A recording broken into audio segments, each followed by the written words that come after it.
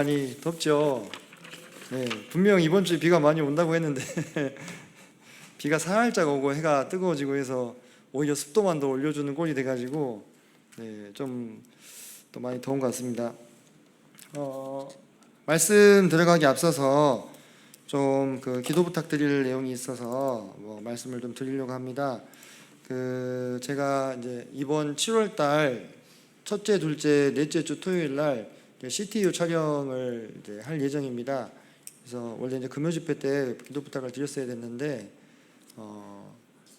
지난주에 구역 집회였는데 깜빡하고 그때 해야지 하고 생각을 하고 있다가 지금 이제 이번 돌아오는 토요일 날부터 이제 시작이 되는데 이제 제가 내적으로 이렇게 지금 진행이 잘 안 됨을 느낍니다. 뭔가 이게 탁탁 막혀 있는 것을 좀 느껴서 사실 이제 이번에 주제는 귀납적 성경 연구거든요. 제가 이 주제를 가지고 이미 청년부에서 여러 번 강의를 했고 강의할 내용들이 어느 정도 정리가 되어 있는데 최종적인 이 종합이 안 되고 있습니다. 그래서 이 부분에 대해서 제가 제일 먼저 우리 성도님들께 좀 기도 부탁을 드려야 되겠다 이런 생각을 좀 많이 하게 됐고, 그래서 기억나시면 함께 기도를 해주셔야만 이 일을 제가 잘 해낼 수 있겠다는 생각이 들었어요. 그래서 7월달 들면서 약간의 지금 제가 그때 한번 승리하는 7가지 제안할 때 뭐 오는데 이 느낌이 지금 들고 있어요. 제가 개인적으로 이 느낌이 지금 들고 있어서 성도님이 꼭 기도를 좀 해주시면 감사하겠다 이렇게 먼저 부탁 말씀을 좀 드리겠습니다. 그리고 오늘 이제 수요 말씀 끝나고 우리 청년 형제 자매님들께서는 잠깐 상담실에 모이셔가지고 우리 동부 문고 라벨링 작업을 오늘 좀 같이 마무리를 좀 했으면 좋겠거든요. 그래서 좀 동역을 부탁을 드리겠습니다.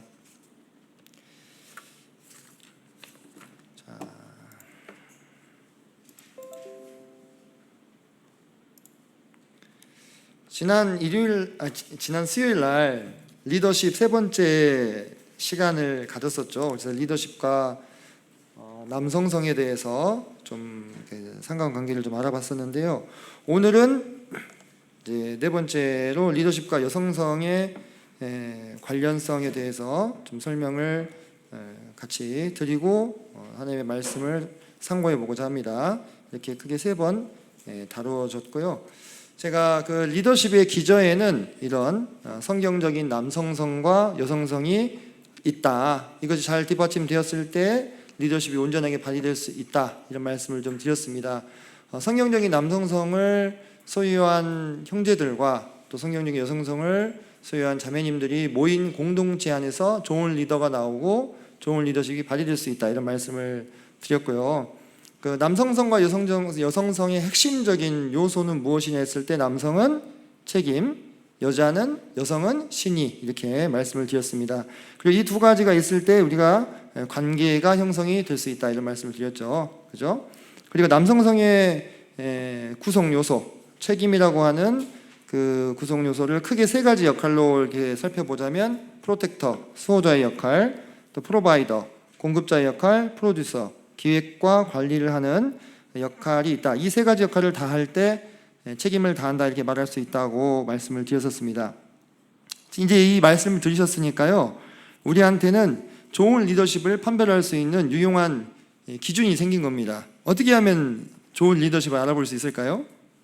누군가가 리더십을 행사하고 있다면 그분이 이 3가지 역할을 잘 수행하고 있으신지를 체크하면 되겠습니다. 가정에서도 그렇고 또 교회에서도 그렇고 어떤 공동체에서 리더의 역할을 하고 있는 분이 있다면 이 3가지 역할을 잘 수행하고 계시는가를 체크하면 됩니다. 당연히 현재 리더의 위치에 있으신 분들도 셀프 체크가 가능하겠죠. 내가 이 3가지 역할을 지금 잘 하고 있느냐 못하고 있느냐 이것을 살펴보시면 될 수 있다는 것입니다. 여담인데요, 제가 이제 종종 청년 형제님이나 또는 자매님께서 저희 집에 찾아오셔서 결혼과 관련된 교제를 청하실 때 이 얘기를 이렇게 해드립니다. 결혼 준비가 됐다, 집이 마련이 되고 통장 잔고가 5천만 원 이상이면 됐다라고 볼 수 있느냐, 그런 것보다도 예를 들어 자매님이면 저 형제의 내면에 이런 책임감을 볼 수 있느냐, 그것을 봐라. 그리고 자매님의 마음 안에는 그 형제를 향한 신의가 있느냐, 로열티가 있느냐를 스스로 체크해 보면 결혼 준비가 되는지 안 되는지 확인할 수 있다. 이렇게 말씀을, 교제를 종종 해드려요. 그래서 이것은 뭐 남녀 간의 관계에만 국한된 문제가 아니겠죠. 그죠? 어떤 한 공동체 안에서 리더와 팔로워 서로의 관계 속에도 리더에게는 책임이 있는지, 또 팔로워에게는 신의가 있는지, 이것을 확인해 볼 수 있다면 그 공동체가 지속될 수 있는지 아닌지를 어느 정도 가늠해 볼 수 있다고 하는 것입니다. 제가 아까 말씀드렸다시피 관계가 형성되기 위해서는 뭐가 필요되겠습니까? 상호간의 책임과 신의가 전제되어야만 한다, 이런 말씀을 드렸었죠. 그러면 성경적 여성성에 관해서 이렇게 논의를 시작하면서 우리가 참고할 좋은 사례가 하나 있습니다. 욥기를 잠깐 가보겠습니다. 욥기 2장입니다.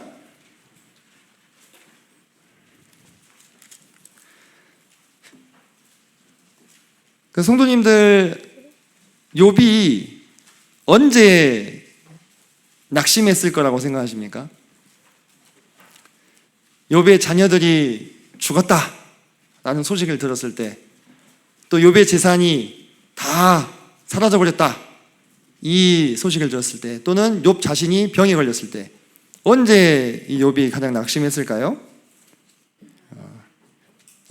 예. 자, 2장 9절을 함께 보겠습니다. 2장 9절 같이 한번 읽어볼까요? 시작.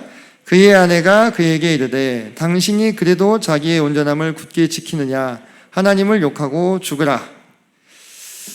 네, 이 말을 아내에게, 다른 사람도 아니고 아내에게 들었을 때 이 욥의 이 내면이 어떻게 됐을까요? 네, 10절에 보면 욥은 대단히 의연하게 반응을 하죠. 그죠? 네, 의연하게 반응을 합니다만은 저는 그 이면에서 그 욥의 좌절을 좀 볼 수 있었다고 하는 거죠. 한 남자가 자신이 옳다고 믿는 가치를 고수하면서 고통 중에 있을 때, 다시 말해서 가장 힘들 때, 이 세상에서 그 누구도 자신을 믿어주지 않는다면 그 남자의 그 고통은 어떤 의미가 있다고 할 수 있겠습니까? 그때에 남자는 무너지고 좌절하게 된다고 하는 거예요. 네. 올바른 남성성을 작동시키는 내면의 키는 바로 여자의 신의입니다. 믿음, 로열티. 그래서 성경적인 여성성은 바로 이 신의를 지키는 태도에 있다고 볼 수가 있습니다. 만약에 여기서 욥의 아내가 그래도 난 당신을 믿어요라고 했다면 얼마나 좋았겠습니까마는, 사실 이런 일을 당하고도 온전한 정신으로 머물 수 있다는 것 자체가 어떻게 보면 더 이상한 일일 수도 있겠죠. 그죠? 이 아내는 세상이 다 무너진 것 같지 않았겠어요? 자기 자녀들이 다 죽고 재산을 다 잃어버리고, 그죠? 남편마저 병에 걸려서 골골하고 있다, 이런 상황이었으니까요. 자, 성경적인 여성성에서 가장 핵심 가치가 신의라고 했는데, 그 신의를 구성하고 있는 또 세 가지 역할을 좀 살펴보려고 합니다. 남성성은 세 개의 P로 정리했다면 여성성은 세 개의 S로 정리를 할 수가 있겠습니다. 서포터, 세일러, 셀프 세크리파이저라고 해서 지지자와 보완자, 그리고 헌신자의 역할을 성경은 말하고 있습니다. 먼저 첫 번째 역할인 서포터에 대해서 알아보겠습니다. 이 서포터란 말은 무슨 뜻이냐면 지지자 또는 팬, 이런 뜻입니다. 팬 아시죠? 어떤 연예인이나 스포츠 스타는 항상 누구를 데리고 다녀요? 팬을 데리고 다니잖아요. 그죠? 영국에는 축구가 많이 발달해 있고요. 그 영국의 각 프로팀에는 그 팀 각각의 서포터가 있어요. 이 서포터들의 충성심, 다른 표현으로 로열티는 정말 상상을 초월합니다. 그 중에 정말 영국 사람들도 한 수 접어주는 팀이 있는데요. 미들월이라는 팀입니다. 한 번도 안 들어보셨죠? 이렇게 유명한 팀은 아니에요. 2부 리그, 3부 리그 왔다 갔다 하는 그런 팀이거든요. 프리미어 리그에 소속되지 않은 팀입니다. 근데 그 팀의 이 서포터즈들은 자신의 팀이 잘하든 못하든 상관없이 그 팀을 응원하고 지지하는 것이 삶의 일부예요. 지금 사진에 보이는 이 남성분도 미럴 서포터즈인데 뭐라고 합니까? 그냥 축구팀이 아니라 우리의 인생이에요. 그래서 미럴 이 서포터즈들은 자기 팀이 졌다고 해서 실망하지 않습니다. 그냥 항상 그 자리에 와가지고 항상 그 경기를 관람하면서 항상 응원을 하면서 항상 상대팀을 욕합니다. 이 유튜버가 거기 현장에 갔는데 어찌나 욕을 하든지 막 여기서 저기서 막 그런다고 해요. 뭐 팀의 상태에 상관없이 그냥 그 팀을 응원하고 지지한다 이 말입니다. 잘할 때나 못할 때나. 이것이 서포터의 역할입니다. 또 다른 사례를 하나 보면요, 이 믿어준다고 하는 것의 힘이 얼마나 크냐. 이 사진에 보이는 이 인물이 욘 라베라는 사람이에요. 이 욘 라베는 그냥 평범한 회사원이었습니다. 회사원. 독일 사람인데 독일의 지멘스라고 하는 회사가 있어요. 그 회사에서 중국 지사로 파견을 보낸 그냥 일반 그 직장인이었다 이 말이에요. 근데 이 사람이 언제 이런 일을 이루었냐면, 난징이라고 하는 중국의 도시가 있습니다. 그곳이 일본군에게 점령당하고 나서 약 30만 명 정도의 이 중국 사람들이 살해를 당하는 난징 대학살 사건이 일어나요. 이 난징 대학살 사건이 일어날 때 이 욘 라베가 그 난징에 있었습니다. 이 사람이 그때 당시에 추산컨대 약 15만에서 최대 25만 명 정도의 중국인을 살렸어요. 어떻게 살렸냐면 이 욘 라베가 안전지대를 만든 겁니다. 안전지대. 이 안전지대 안으로는 일본군이 들어올 수 없다 해가지고 그 안전지대 안에 수많은 중국인들을 숨겨준 거예요. 그게 어떻게 가능했냐면, 사실 이 욘 라베는 이 나치였습니다. 나치 당원이었거든요.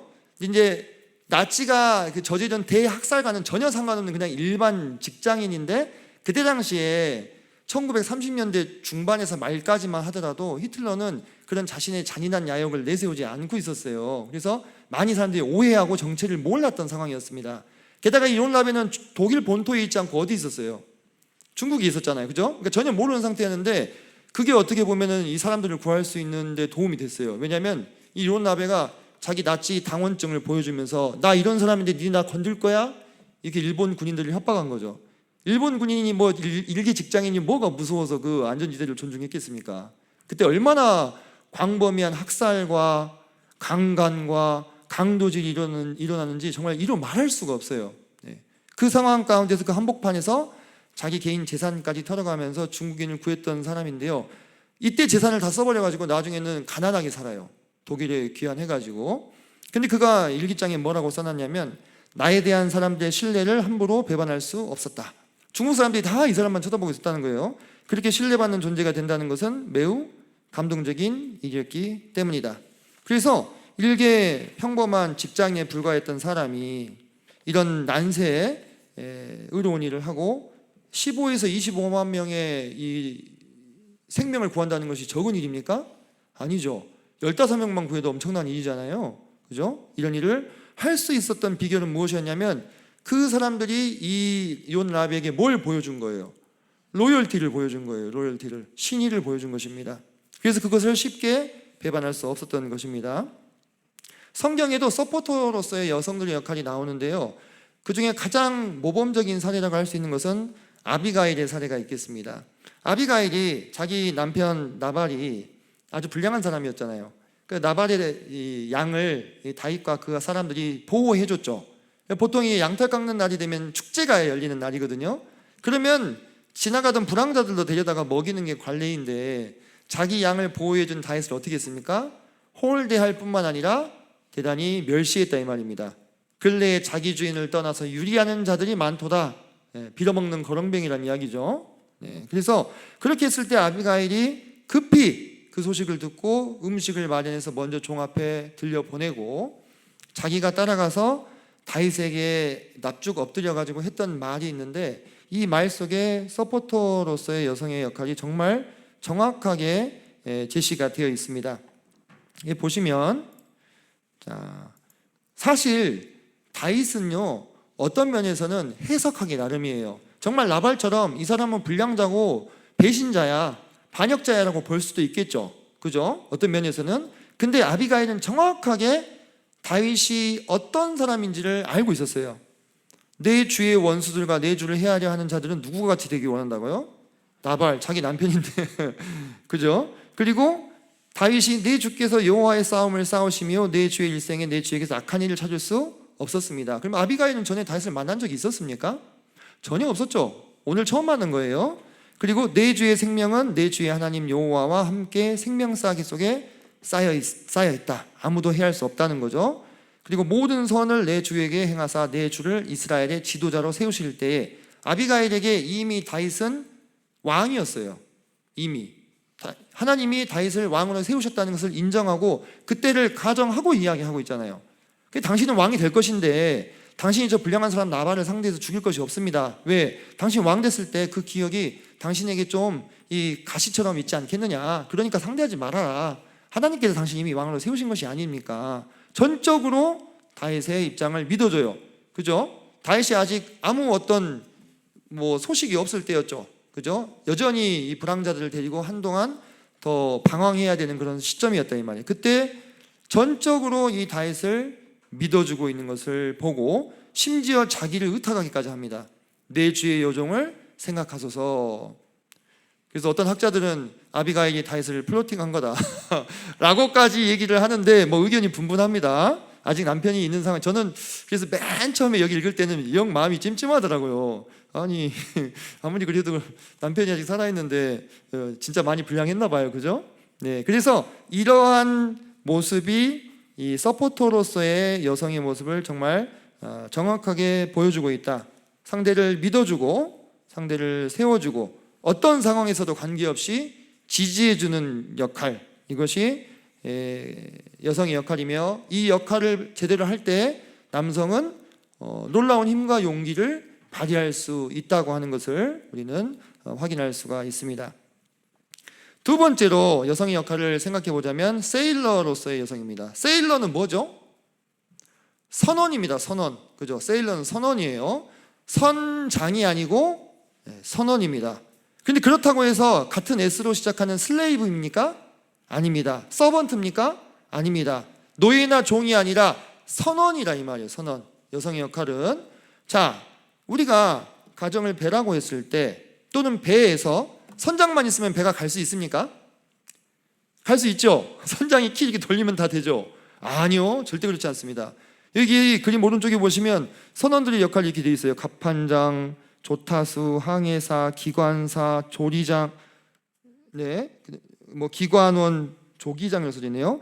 이런 엄청나게 다양한 역할들을 함께 선원들이 감당해 주었을 때 그때에서야 비로소 배가 어떻게 돼요? 갈 수 있는 거예요. 그죠? 그때에서야 비로소 배가 갈 수 있다 하는 것입니다. 최종 판단은 누가 합니까? 선장이 하지요. 하지만 그 선장에게 적절히 조언하고 피드백을 주고 감시자의 역할도 해야 되는 능동적인 역할이라 이 말입니다. 대단히 서번트나 슬레이브가 아니다. 여성은 기꺼이 2인자의 자리를 지키고자 하는 것, 이것이 로열티의 두 번째 요소가 되는 것입니다. 이 세일러의 역할은 하나님께서 하와에게 하신 말씀의 기원이 있습니다. 자, 제가 세 번역으로 가져와 봤어요. 세 번역으로 창세기 3장 16절을 한번 읽어 보겠습니다. 자, 시작.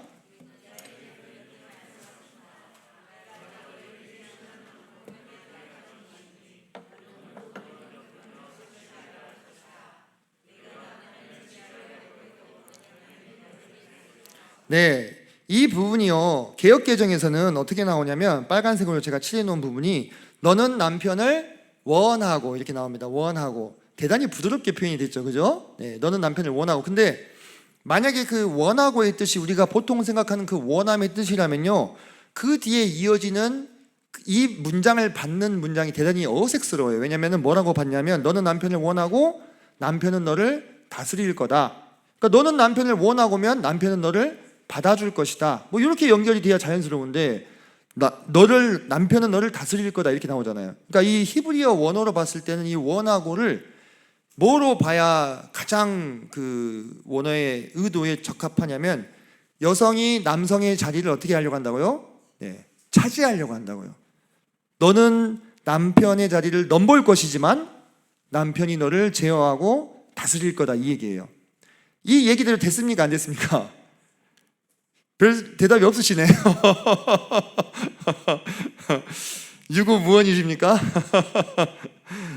너는 남편을 지배하려고 하는 여성들로 그렇게 돌아보면 어떻게 합니까? 지금 정말 이 모습이 어떤 면에서 대단히 많이 관찰이 되고 있는 시대를 우리가 살고 있어요. 그죠?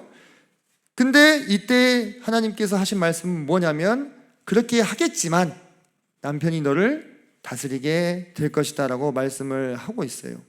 성경에는 2인자의 자리를 넘보려는 사례들이 많이 나옵니다. 예.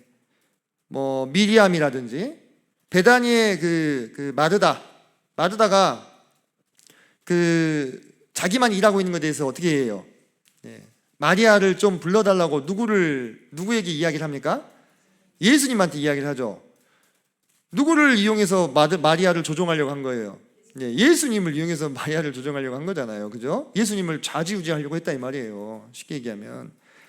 방금 하와 나왔었죠. 그죠? 에덴 동산에서 2인자의 자리를 지키지 않고 누가 했어요? 자기가 선장이 돼가지고 다 먹어버렸어요. 그렇게 중요한 사안이면 남편이랑 한번 이야기를 할 법도 한데 뭐가 그리 급해가지고 그냥 홀라당 다 먹어버렸던 거죠. 살해, 네, 자식을 얻고 싶은 욕망에 여종을 아브라함에게 첩으로 주죠. 하갈에게. 그래서 누가 태어납니까? 이스마엘이 태어났어요. 그래서 하갈이 이제 자기가 자식을 낳아줬으니까 문제가 아브라함이 아니고 살해였네 이렇게 들통이 나버렸잖아요. 그때 하갈이 살해를 어떻게 해요? 업신여기잖아요. 자기 주인인데. 그러니까 살해가 뭐라 합니까? 이 멸시는 누가 받아야 옳다고요? 당신이 받아야 옳다고 그러잖아요. 네. 근데 어떤 면에서는 그런 거예요. 우리 형제님들, 뭐 우리 이미 기혼 형제님들 잘 아시겠지만 미혼 형제님들을 잘 들어보시기 바랍니다. 내가 잘해도 욕을 먹고 잘못해도 욕을 먹는 게 남자의 역할인 것 같다 이 생각을 미리 하시면 좋겠네요. 갑자기 결혼이 확 하기 싫어지신가요? 그런 일이 있었고, 라헬도 자기 자식 못 낳을 때 야곱한테 자기한테 자식을 낳게 하라고 역정을 내고 있죠. 그죠? 역정을 내고 있다가 부부싸움을 하죠. 리브가도 마찬가지입니다. 에서 대신에 야곱이 축복을 받게 하려고 프로듀서의 역할을 누가 해버려요? 자기가 해버려요. 모든 걸 기획하고 실행에 옮기죠.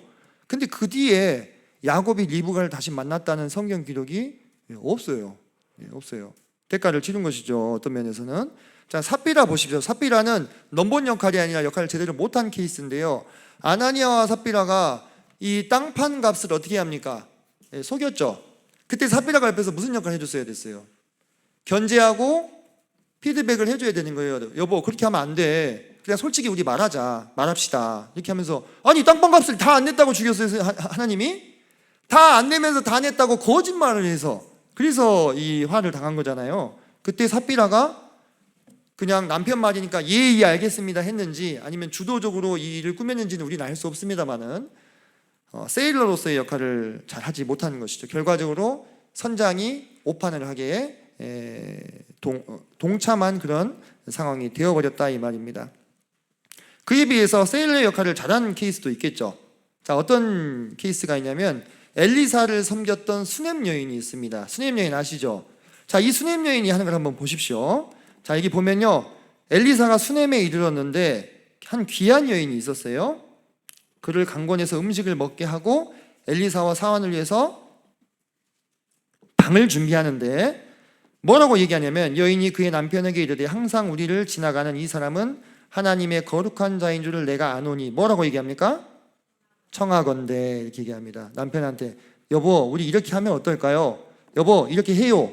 이게 아니고 이렇게 하면 어떨까요? 라고 얘기하고 있는 거예요. 우리가 그를 위하여 작은 방을 다미에 만들고 침상과 책상과 의자와 촛대를 두사이다 하면서 제안을 하고 있잖아요. 그럼 이 결정은 최종적으로 누가 하는 겁니까? 남편이 하는 거예요. 오케이, 좋아요. 그렇게 해서 마련해가지고 여기서 잘 머물게 되었다 이 말이에요. 그러자 엘리사가 이게 고마웠죠. 정말 정심을 다했다는 이야기죠. 그래서 이 여인에게 원하는 게 무엇이냐 물어봤을 때 어떻게 얘기합니까? 나는 내 백성 중에 거하나이다. 겸손히 자신의 위치에서 만족하고 감사하는 삶을 살았다 이 말이에요. 자, 그런데 이제 엘리사가 좀 뭐라도 좀 챙겨주고 싶었어. 근데 보니까 뭐가 없어요. 자식이 없더라 이 말이에요. 그래서 자식을 낳게 해줬는데 그 뒤에 이제 이 자식이 열사병으로 죽습니다.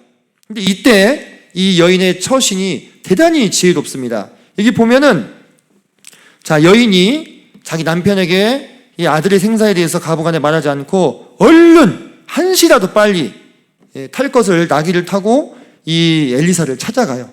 그 엘리사가 거기서 자기 사환 게하시를 먼저 보냅니다. 엘리사의 지팡이를 들려가지고. 근데 여인이 어떻게 합니까? 여호와께서 살아계심과 당신의 영혼이 살아계심을 두고 맹세하노니 내가 당신을 떠나지 아니하리이다. 자, 이 여인은 어디까지 내다보고 있습니까?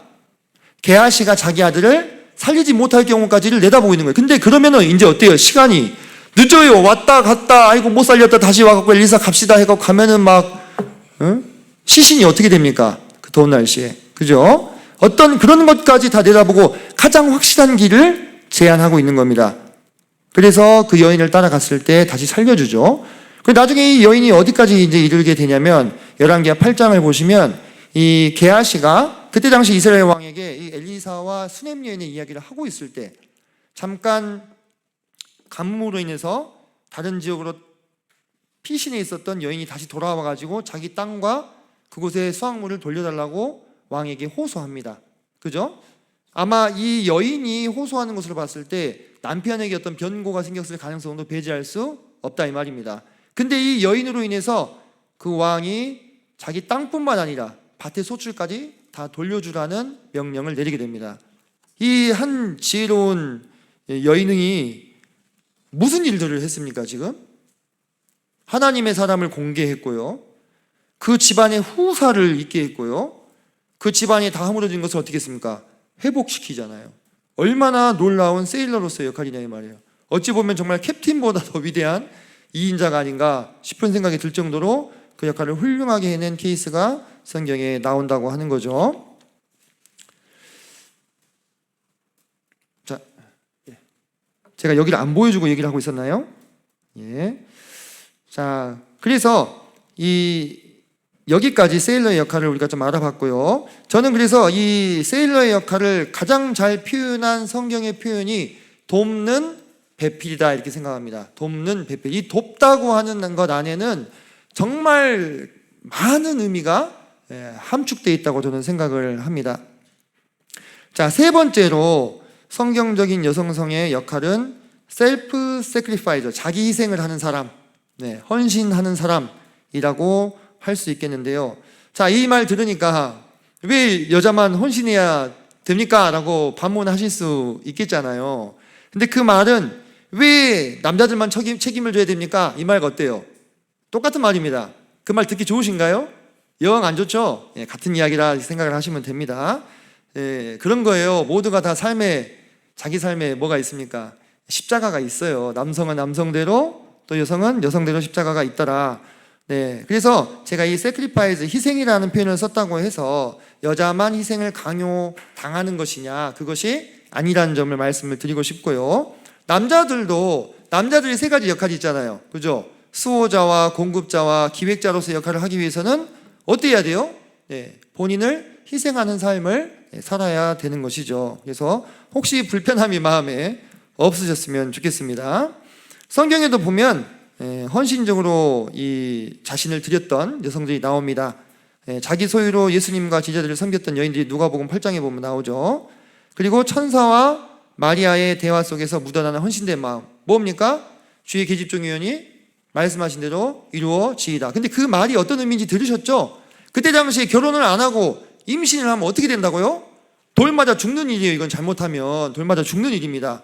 그래서 이 마리아도요, 그 대답을 할 때는요, 자기 목숨을 걸고 대답한 것과 같은 의미가 있었는데 기꺼이 하나님의 말씀을 받는 모습을 볼 수가 있고요.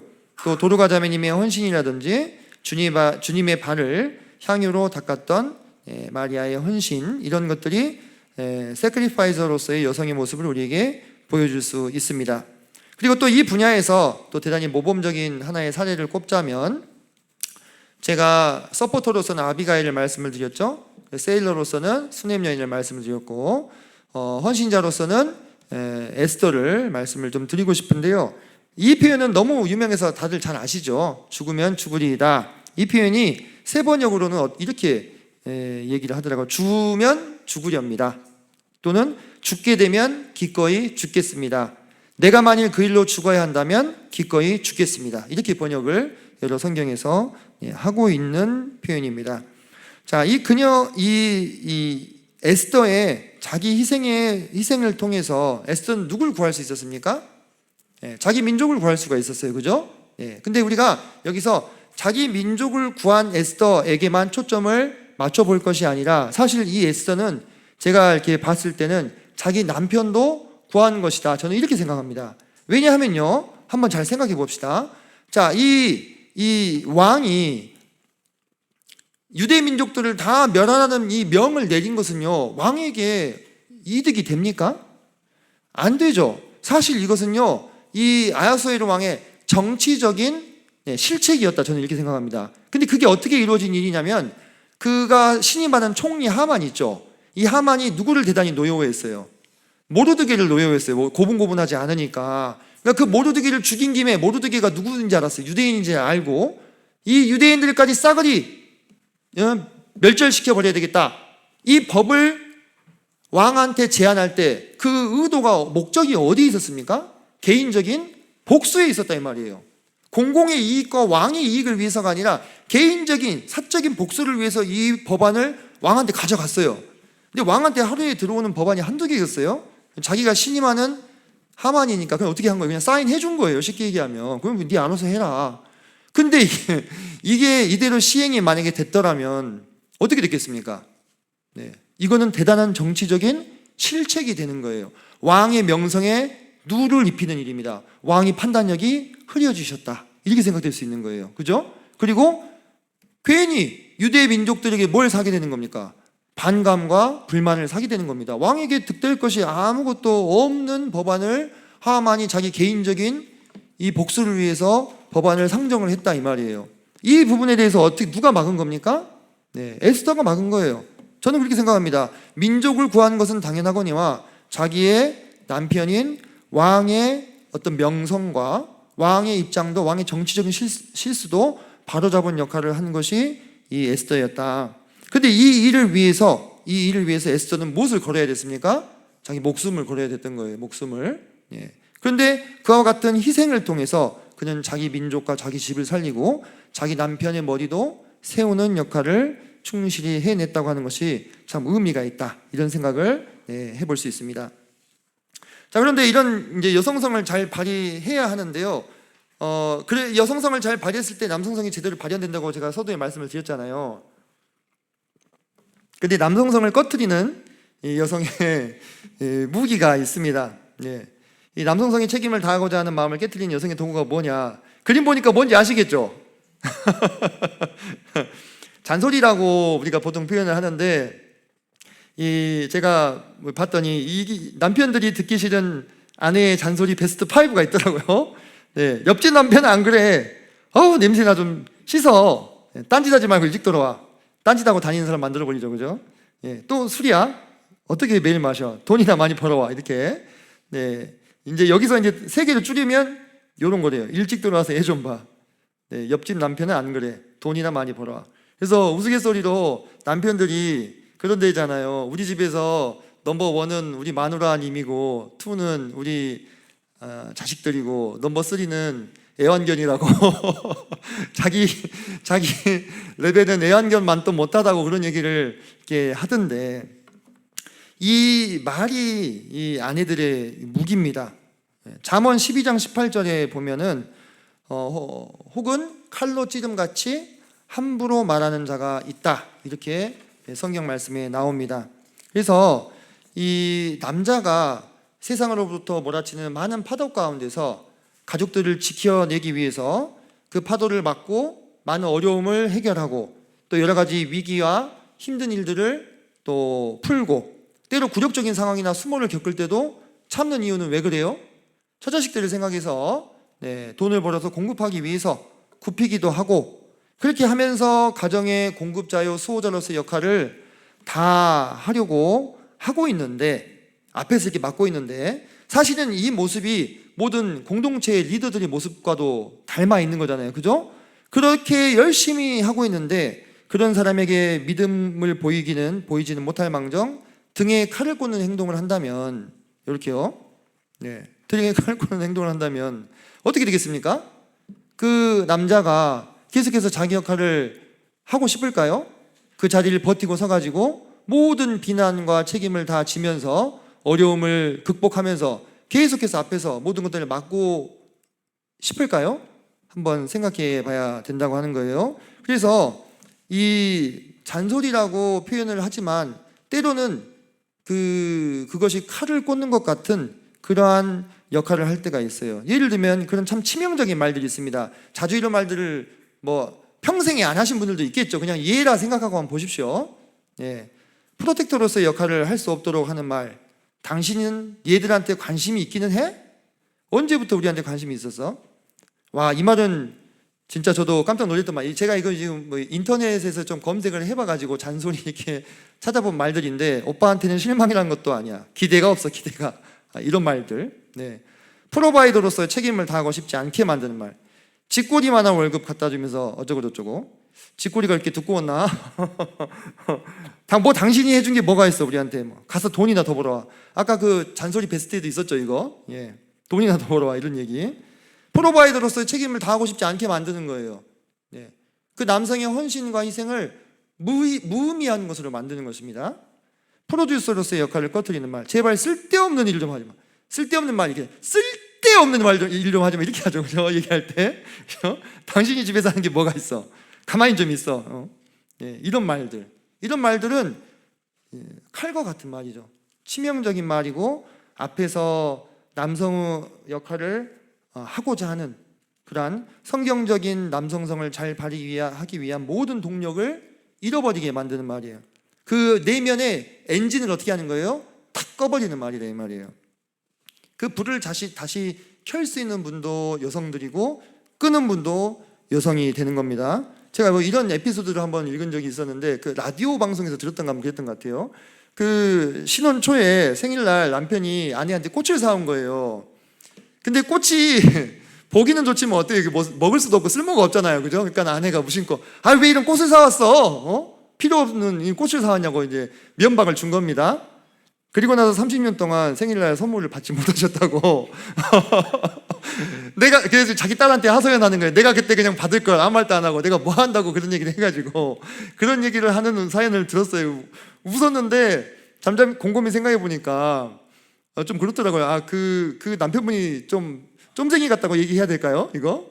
예. 근데 이게 곰곰이 생각을 해보면서 이거는 그 남자의 속이 좁냐 넓으냐 이 문제가 아니구나. 그 문제가 아니구나. 이거는 뭡니까? 그 남편 안에 있는 엔진을 어떻게 한 거예요? 아내가 그냥 다 꺼버린 거예요. 그 엔진 점화 풀릴 것까지 뽑아버린 거예요. 다시 불꽃이 붙을 일이 없어요. 이제 그 엔진은. 예. 그렇게 돼버린 것이 아니냐라는 생각을 하게 되는 겁니다. 근데 그렇다고 해서 여자의 잔소리가 다 나쁜 거냐? 그렇지 않아요. 그죠? 여자의 잔소리가 좋은 기능이 있어요. 이런 말이 있더라고요.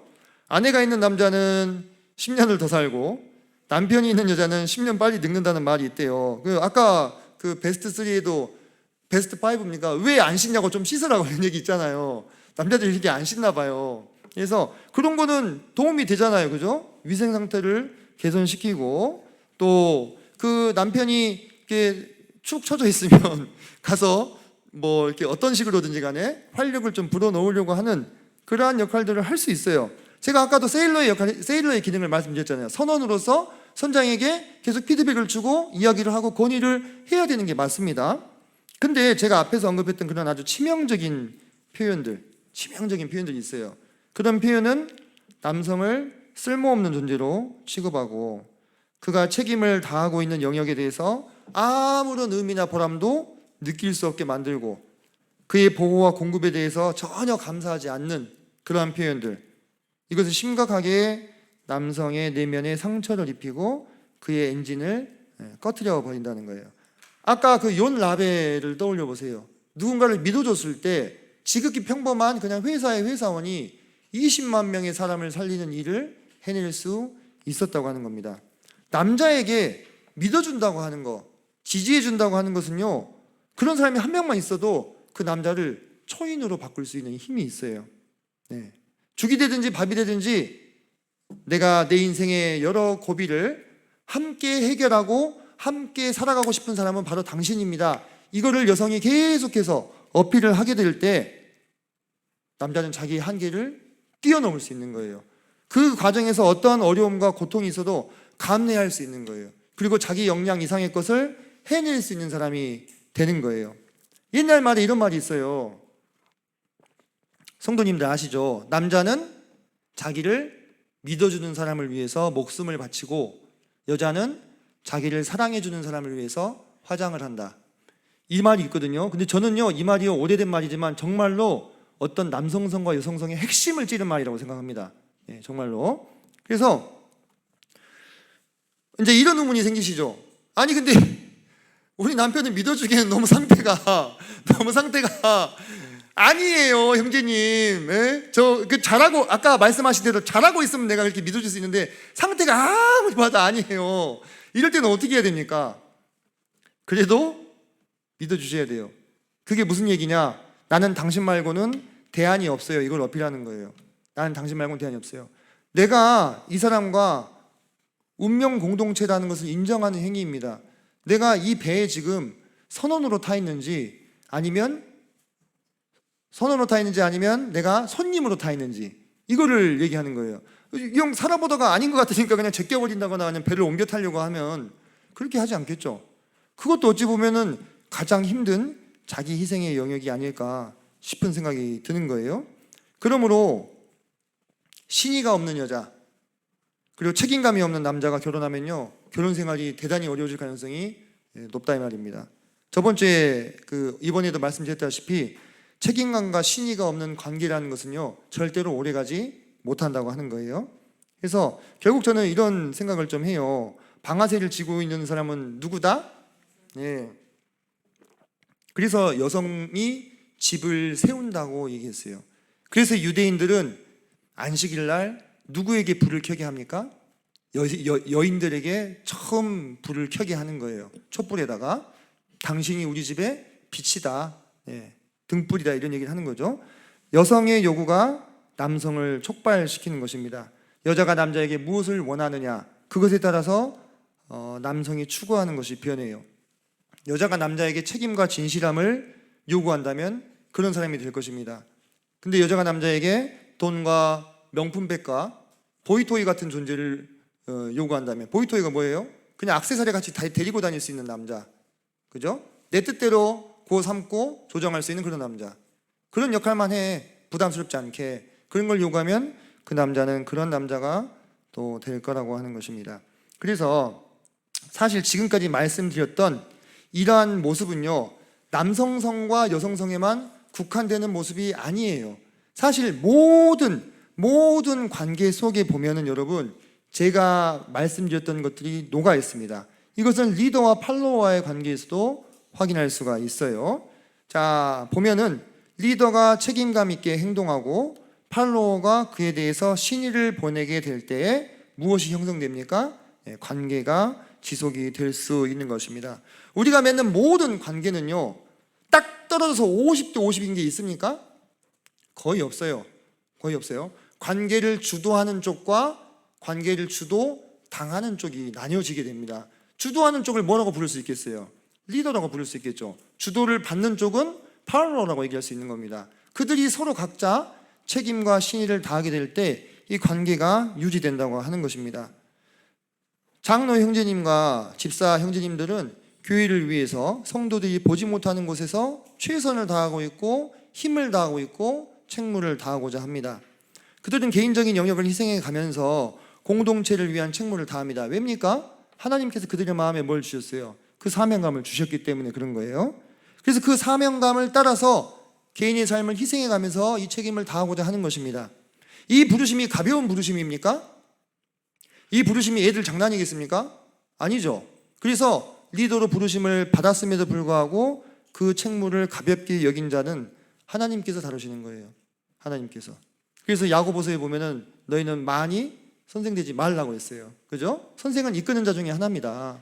그래서 그들이 더 큰 책임을 질 줄을 알아야 된다고 야고보는 이야기를 우리에게 하고 있는 것입니다. 그런데 그렇게 앞에서 책임을 다하고자 애쓰고 있는 분들을 아까 제가 얘기했던 것처럼 등 뒤에서 칼로 찌르는 것 같이 대우하는 경우가 있어서 되겠습니까?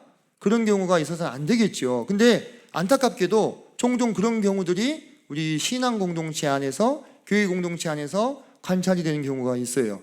이 경우에도 항상 무기는 뭐가 됩니까? 말이 되는 거죠. 혹은 칼로 찌른 것 같이 함부로 말하거니와 지혜로운 혀는 양약과 같으니라 이렇게 얘기하셨잖아요. 그죠? 칼로 찌르는 말 같은 말들 무슨 말입니까? 이런 말들이 있어요. 장로가 가난해야 신실해진다. 저도 어렸을 때 들었습니다. 제가 장로는 아니었지만 저희 아버님이 장로셔서 말씀이 힘이 없다. 장로가 빈약하니까 교회가 부흥이 안 된다. 복수장로의 경우에 누가 누구보다 낫다. 누구는 하는 일이 없다. 누구는 맨날 일만 벌린다. 성도들을 피곤하게 한다. 이런 말들, 우리 교회 안에 이런 말들이 있다가 아니고 이런 말들이 실제로, 근데 제가 없는 말을 지어낸 건 아니에요, 사실. 아마 성도님들께서 들어보셨을 수도 있고요, 혹 안타깝게도 하셨을 가능성도 있는 말이겠죠.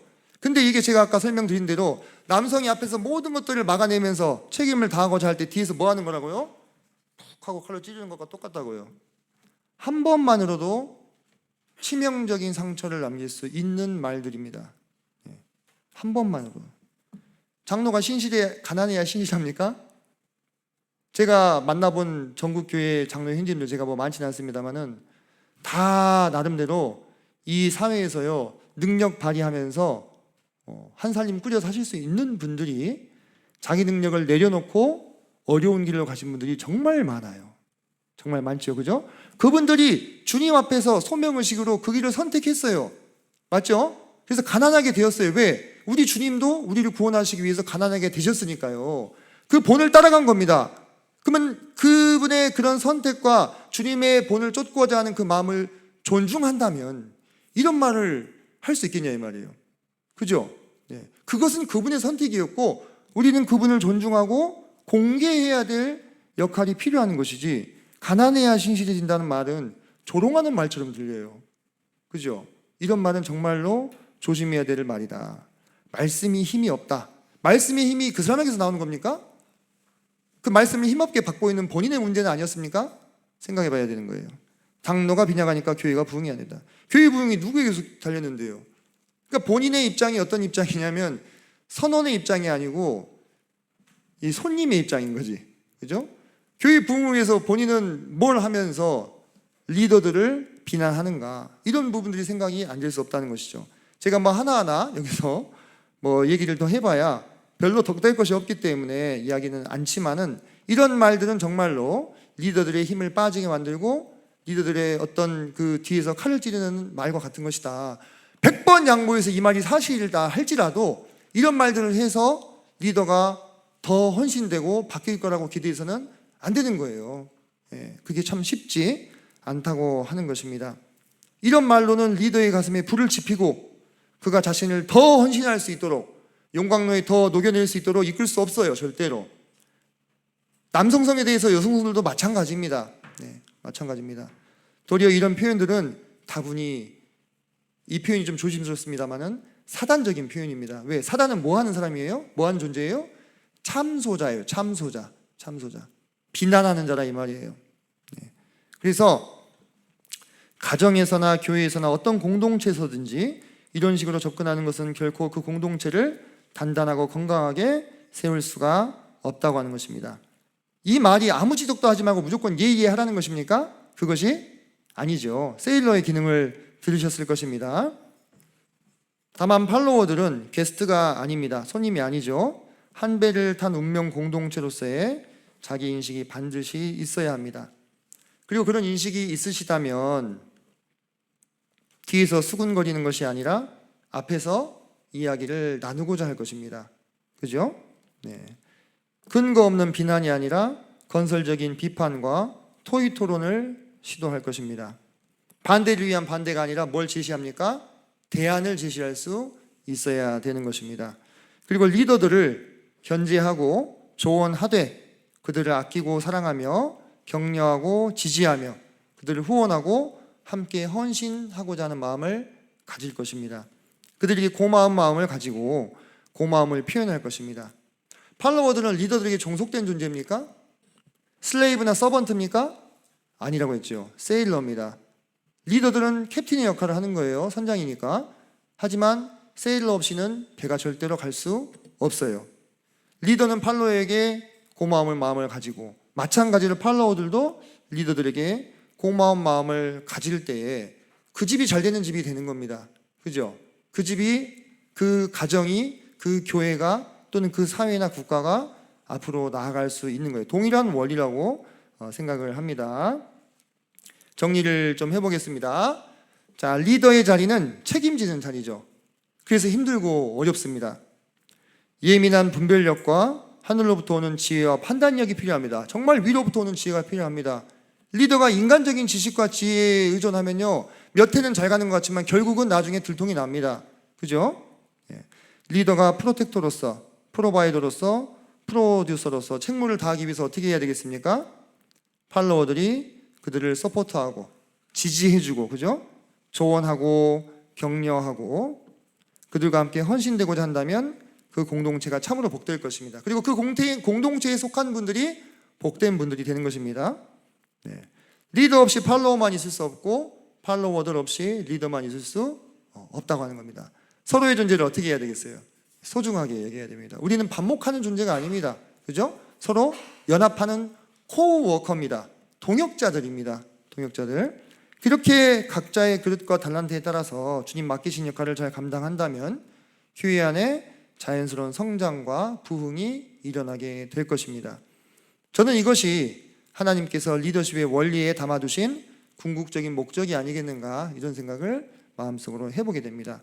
그래서 좋은 리더, 또 좋은 팔로워, 우리 가정 공동체 안에서, 교회 공동체 안에서, 사회 공동체 안에서, 국가 공동체 안에서 그런 자리들이 세워지게 될 때에 반드시 성장과 부흥이 있게끔 만들어 놓으신 것이 하나님의 이 우주 통치의 원리다. 저는 이렇게 생각을 해보게 됩니다. 지난 시간들 동안에 경청해 주셔서 감사드리고요. 혹 표현에 어폐가 있거나 또는 좀 부담스러웠던 부분들이 있으신다면 너그럽게 양해해 주시기 바랍니다. 이선진 형제가 아니면 무슨 얘기를 그런 거칠은 표현을 쓰겠습니까? 그죠? 이해해 주시기 바라고 기도하고 마치겠습니다.